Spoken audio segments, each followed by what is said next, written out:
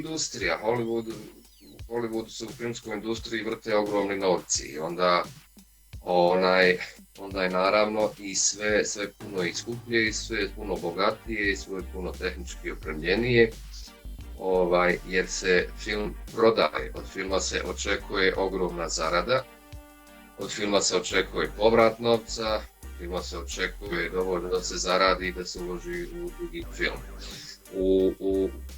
Kod nas ovim prostorima nije baš taj slučaj, da bi bilo divno da se ovdje od filma zarađuje, ali ovdje, razumijete, nemate ni uslova da zarađujete, nemate kina u svim gradovima,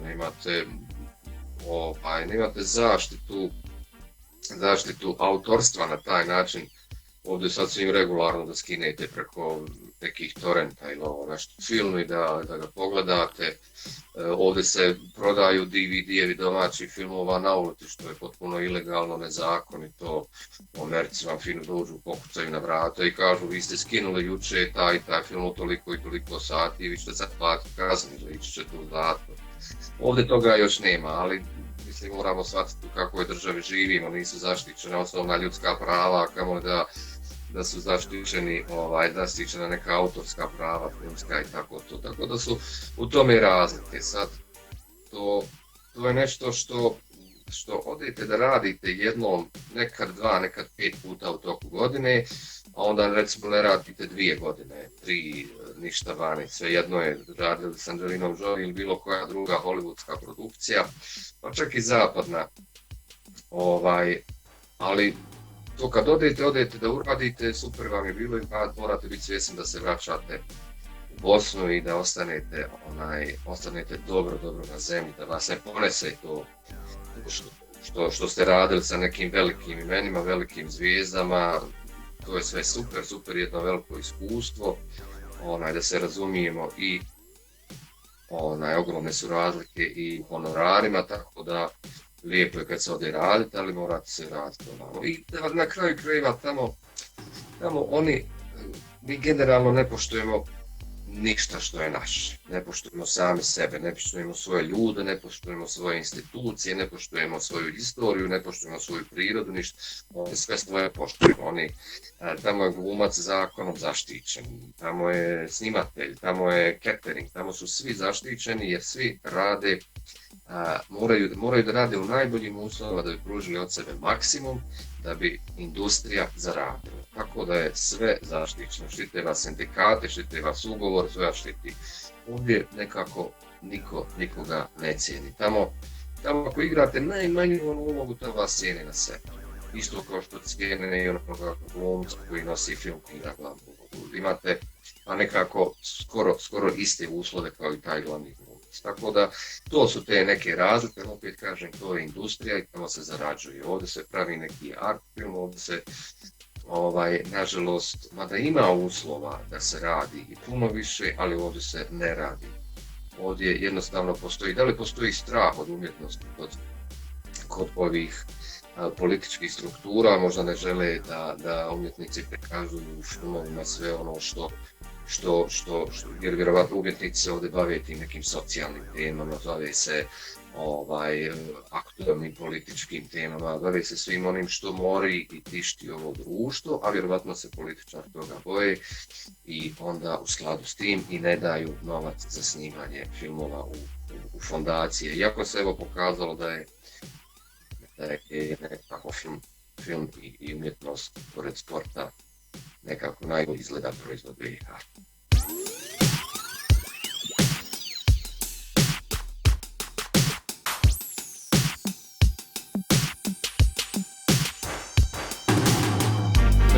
Dva potpuno različita projekta, što se tiče nekih, ovaj film sa Terencem Malkom imao je recimo manje sredstava, on je nekako rađen kao evropski film.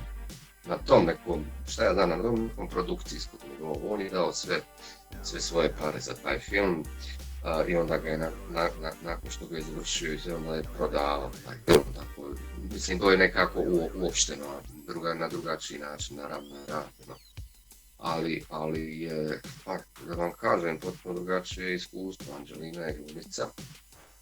To je bio njen prvenac, a ovo je pak čovjek koji ima ogromno rediteljsko iskustvo i koji, da se razumijemo, važi za jednog od sigurno najboljih filmskih režisera u svijetu. Njegov pristup i način rada je nešto što je za mene bilo potpuno novo. On sebi daje taj neki luksus da se vrijeme troši, da je od prvog momenta snimanja do zadnjeg minuta snimanja u toku dana kamera je stalno uparena, snimaju se kadrovi, nema scenarija, nema teksta, nema, jednostavno svo vrijeme se dešava neka improvizacija, što je prilično na filmu, mislim i u pozorištu, ali u filmu je to za glumca jako stresno, tako da je za mene to bilo neko iskustvo. Mi smo toliko snimali da sam ja mislio da će film biti o meni, sve to 4 dana, 5 snimanja, stalno nešto. A na kraju, kad razgovaram sa njim o neke stvari, ne snima da ih stavi u film, nego tako snima da vidi malo kakav je čovjek, kako djeluje, kako funkcioniše, da vidi, da te isproba za neki sljedeći projekat. Jednostavno čovjek tako radi. Mi smo puno s njim pričali o tim scenama koje smo radili, na kraju nije bilo u filmu. To je za njega normalno, on je meni pričao za jednog velikog hollywoodskog glumca koji je jednostavno izbacio cijelo u film. Poznati, a nema veze sada, nije red da ja to govorim, koji je zvao ga, trudio se da dođe u film, na kraju ga izbacio, iz filma nije ga bilo ni jedne sekunde u filmu.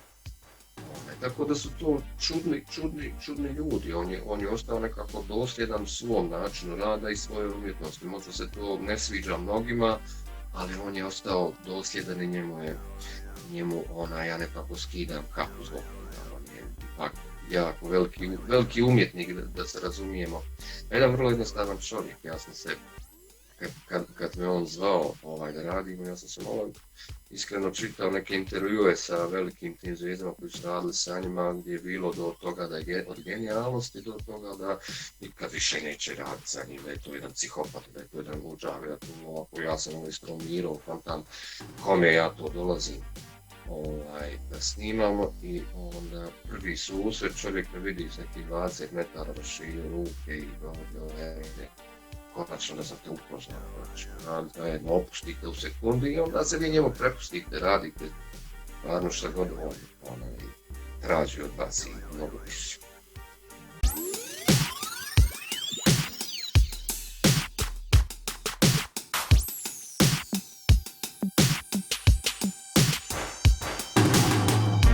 Svaku ulogu ti daš sebe, to je sigurno. A neka teža, neka lakša, naravno, neku nađeš odmah na početku procesa, neku tražiš i kad izađe recimo premijera predstave i dalje tražiš, znam si sve. Ima ne čak nekako koje sam želio da zaboravim što prije i one su mi opet i od njih sam nešto naučio, iz tih procesa sam nešto naučio i čak je bilo situacija kad stvarno mi se nekako nije radila uloga neka i kad smo završili predstavu, bila mi znaš, da radiš, radi se. Onda nakon par godina skontaš zbog čega je to i shvatiš da te neke stvari koje su te tu usputavale, da ih odstraniš poslije u procesima koje radiš, tako da tek nakon 2-3 godine ta uloga postane draga, jer shvatiš neke stvari i vratiš se ponovo na početak procesa, popuniš rupe i onda igraš nekako sa nekim radom.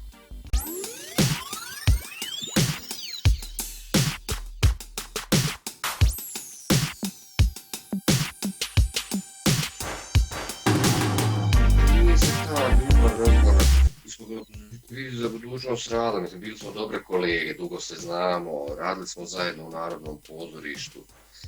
Te kasnije se nekako, vjerojatno su postojale te simpatije, neke prikrivene, ali nekako prava ljubav se rodila tek poslije toga i desilo se i šta ja znam, to je ono nekako na prvu shvatiš to je ta osoba i se super slažemo, super funkcionišemo i na kraju krajeva, eto, krunicali smo to i brakom, i troje djece, šta ja znam, ne bi nam bilo mrsko vjerovatno ni još, i dan danas, evo, hvala Bogu dragom, super živimo, lijepo nam je, slažemo se.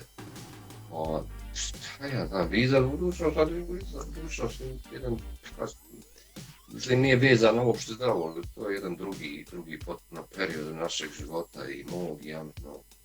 Tako da jesmo mi igrali taj kao ljubavni par, ali nismo se tu. To čak dugo poslije vize.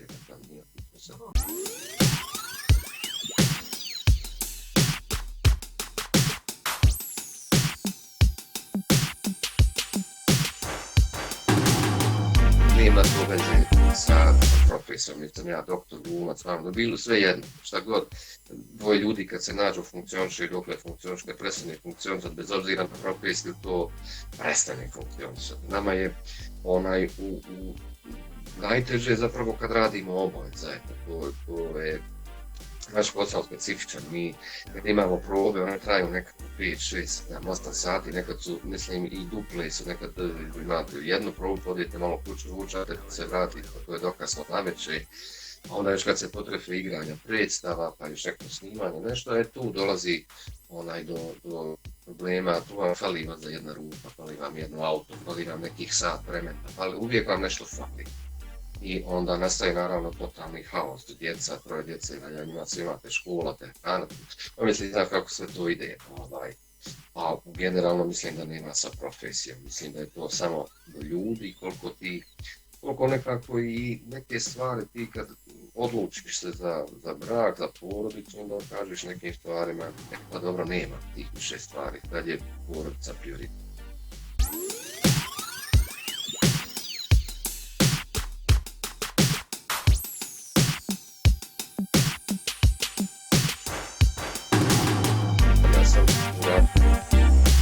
Upisao glumu, to je bilo, pa ne znam, ja danas iz ove situacije kad to gledam, to je naspram ludila, totalno bilo upisati glumu u toku rata, mada je nama svima ta gluma bila nekako i spas.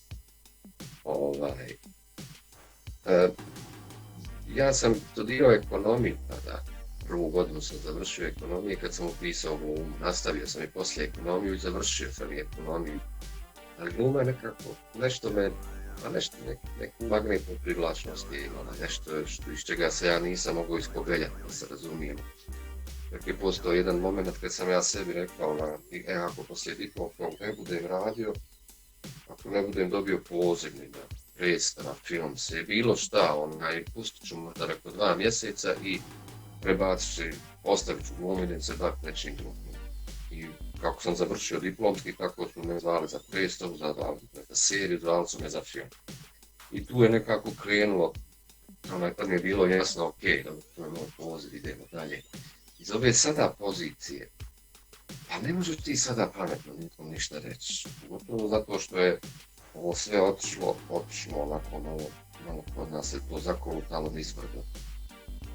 Što se tiče političke situacije koja je totalno nestabilna, a i ove korone koja donosi sa sobom neku neizvjesnost i neizvjesnu budućnost, da se razumijemo, i u teatru. I ne znamo šta će se dešavati sa ovim virusom. Vakcinacija ide, da li će to postoji, da će rasti.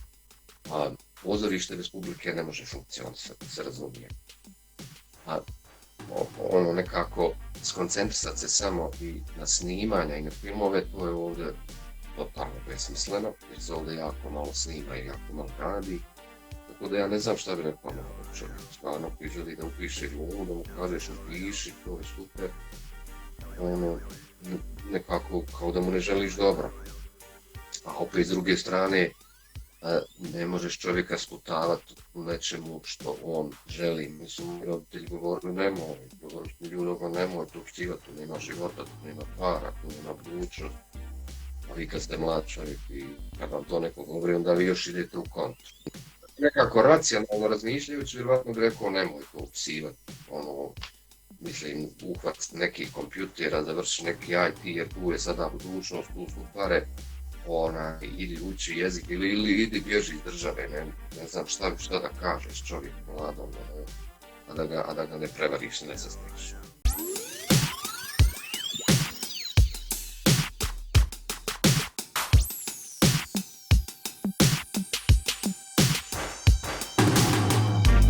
Nas je rastu,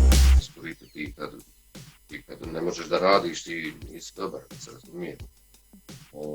Djeluje to na ljude. Ja pokušavam da ostanem što normalniji u ovoj situaciji.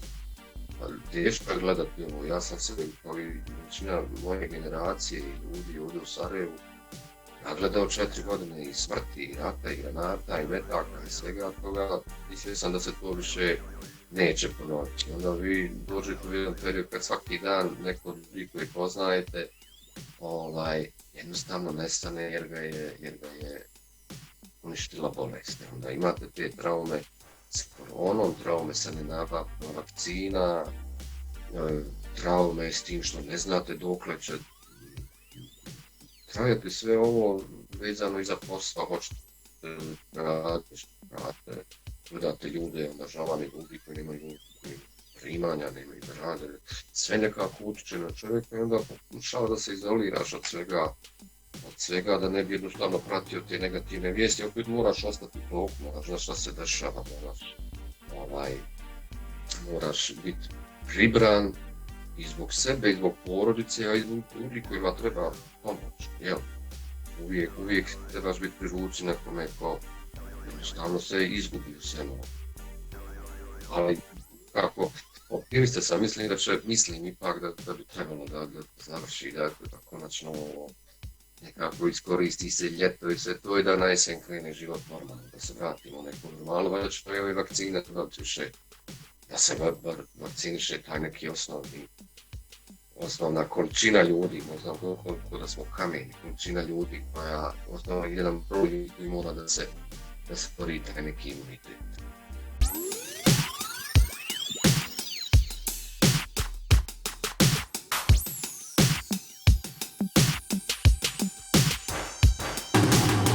Kad sam vjernik, ja vjerujem. Tako da svima nama je neki put zacrtan. Tako da to je sudbinu ne vjerujem u Božje određenje. I naravno, nije to ono slijepo, kao što neki misle, prepusti se tome i to. Ti radiš uvijek na tome da se educiraš i da se obrazuješ i da ti bolji u svom poslu i da nekako doprinosiš društvu i da želiš sebi naravno i bolji uslov života, da radiš, da se trudiš oko toga, a nekako mislim Bog dragi odredio svima.